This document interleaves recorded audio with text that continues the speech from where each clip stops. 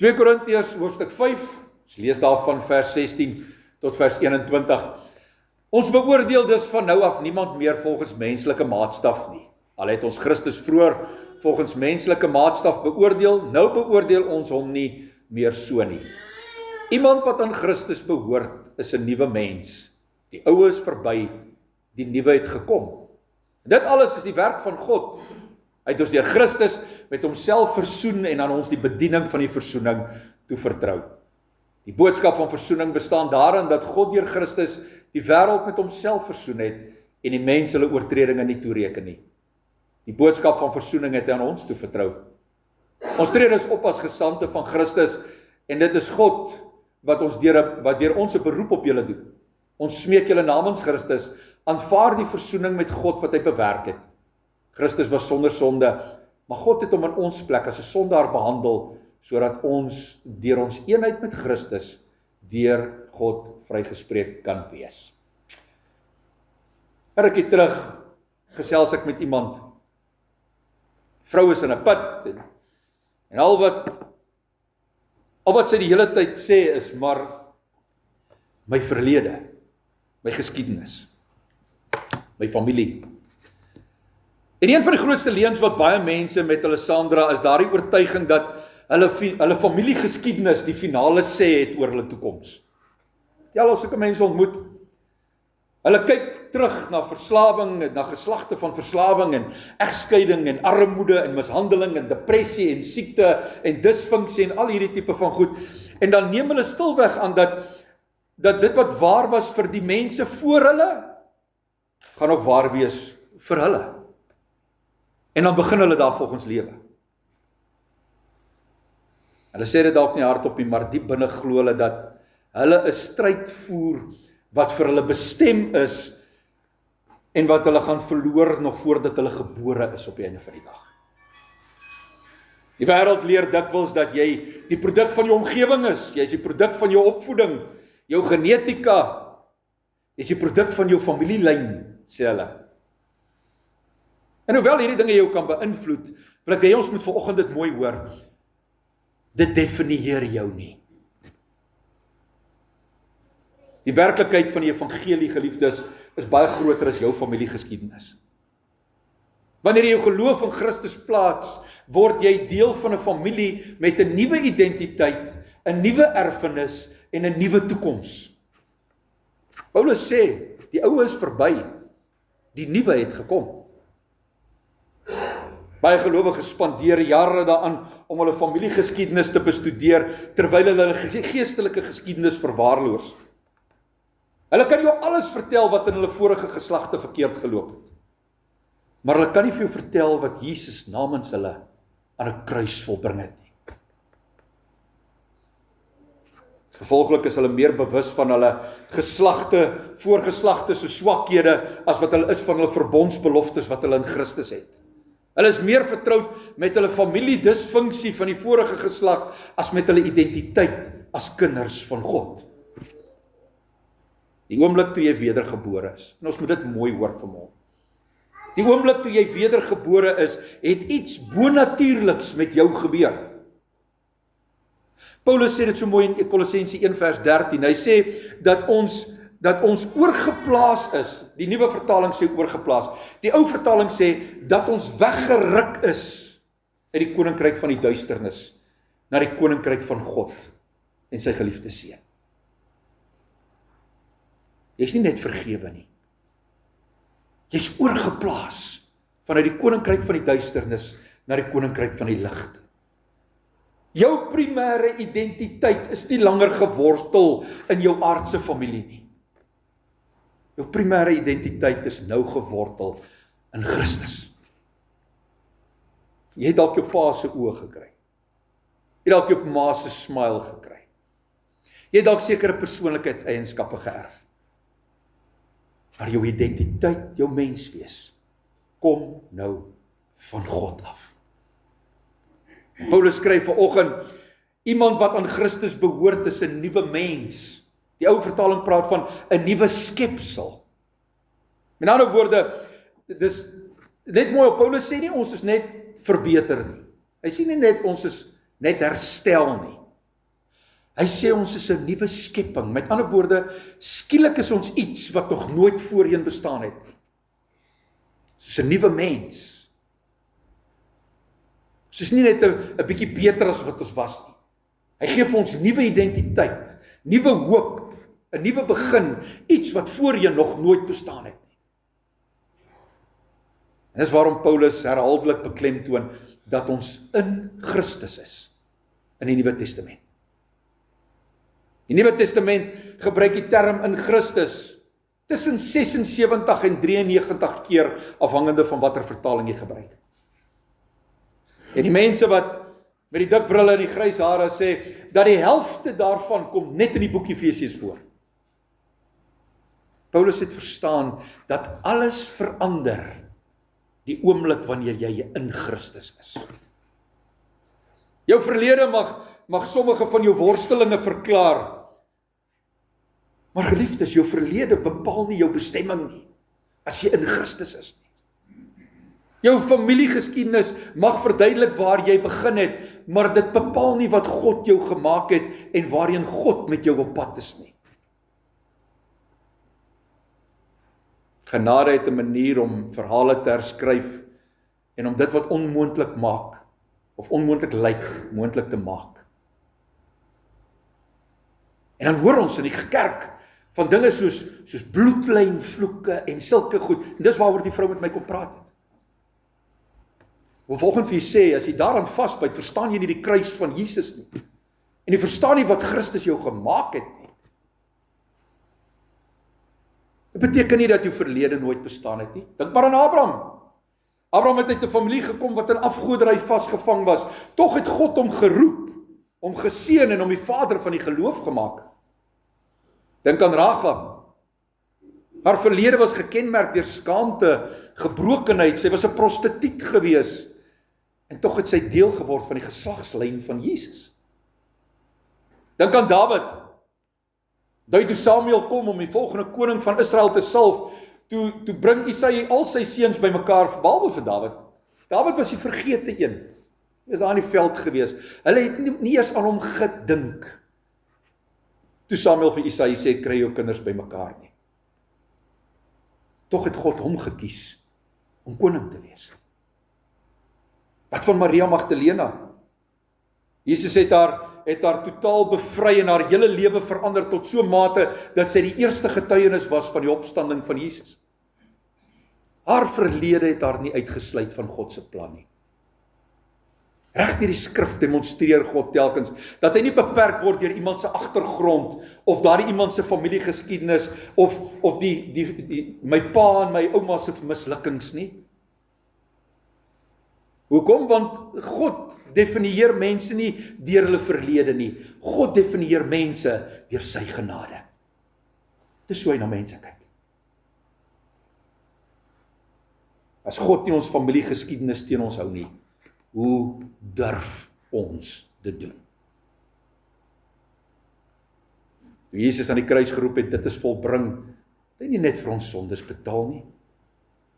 Hy het ook die mag van die verlede het hy gebreek. Alles wat teen ons getel het, het hy op hom geneem. Hy het dit gevat. Die skuld wat ons moes dra, het hy gedra. Die straf wat ons verdien het, het hy op hom geneem. Geliefdes, ek en jy hoef nie meer gevangenes van ons verlede te wees nie. Baie mense probeer steeds om die verlede saam met hulle te dra. Ek sien dit altyd is soos iemand wat uit die gevangenis vrygelaat word, maar hy wil nog steeds die kettinge aan sy voete enkels hou. Waarom sal ons dit vir jou optel? Ons moet verstaan, 'n nuwe lewe beteken nie dat ons nooit sal struikel nie.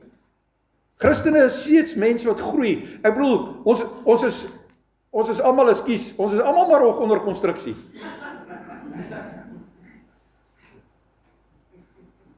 Soos 'n kind wat op sy eerste dag nie kan loop nie. En nie alles weet nie, en nie alles verstaan nie. So groei ons ook maar stap vir stap in gehoorsaamheid en in heiligmaking. Ons is maar almal geredde mense wat net onder konstruksie is. Dis al wat ons is. Maar die verskil is dat ons leef nie vanuit 'n nederlaag nie. Ons leef nie vanuit my familiegeskiedenis nie. Ek leef vanuit 'n oorwinning wat Christus vir my behaal het. Daarom hoef ek nie heeltyd in die triespieël van die verlede te kyk nie. As 'n rede waarom 'n motor se vooruit groter is as sy triespieeltjie. Triespieeltjie het sy doel. Het sy doel. Maar jy kan nie veilig vorentoe ry as jy heeltyd in die triespieël kyk nie. Net so herinner die verlede ons aan God se genade. Maar ons moet fokus op wat God met ons plan het op die pad vorentoe. Die vyand hou daarvan om mense te oortuig dat hulle vasgevang is in dit waarin hulle vandaan kom. Genade herinner jou aan waarin Christus met jou op pad is. Die kruis is groter as jou herkoms. Die opstanding is groter as jou familiegeskiedenis. Die bloed van Jesus spreek 'n beter woord oor jou oor jou lewe as enige fout, enige mislukking, enige swakheid of enige disfunksie wat ooit in jou familiegeslag te kon plaasvind. Jy kan nie glo hoe mense gelowiges in die kerk hieraan vashou nie. Maar my familie, maar my pa het dit. Een van die mooiste waarhede van die evangelie is dat God ons nooit vra om in ons eie krag te oorwin nie. God kyk nie na jou familiegeskiedenis en sê vir jou, probeer net 'n bietjie harder nie.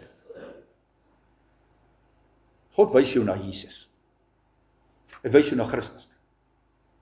Elke belofte, elke seën, elke hulpbron, elke oorwinning word in Christus gevind. En baie mense skep vir hulle hierdie gevangenisse waarin hulle hele lewe leef met die verwagting dat die geskiedenis homself dan nou maar gaan herhaal. Ons praat in die kerk so. Hulle berei hulle voor vir mislukkings omdat mislukkings alles wat hulle hele lewe lank geken het. Maar geloof verwag iets anders. Geloof glo in God. Geloof glo dat dit wat vir my voorgeslagte onmoontlik was, moontlik vir my kan wees deur die werk van Jesus aan 'n kruis. Toe die vroukie in die week vir my of rukkie terug vir my sê, haar skoonpa het nou selfmoord gepleeg, hy het sy eie lewe geneem. Sy sê haar skoonsister het ook probeer om haar eie lewe te neem op 'n vroeë stadium. 2 keer. En nou is sy bang, maar dit gaan met haar man gebeur. Geloof glo dat God se genade sterker is as enige patroon in jou familiegeskiedenis. Jy word nie beperk deur waar jy vandaan kom nie. Geliefdes, ons word bemagtig deur die een aan wie ons behoort. My eerste woord aan haar was, maar wat van Jesus? Jy word nie gedefinieer deur die mislukkings van vorige geslagte nie. Jy word nie gedefinieer deur jou pa wat 'n alkoholist is of jou ma wat buiteegtelike verhoudings gehad het nie. Jy word gedefinieer deur die oorwinning van Jesus Christus aan 'n kruis. Dis wat ons koningskinders maak, sê Petrus. Dis wat ons deel maak van die uitverkore volk van God.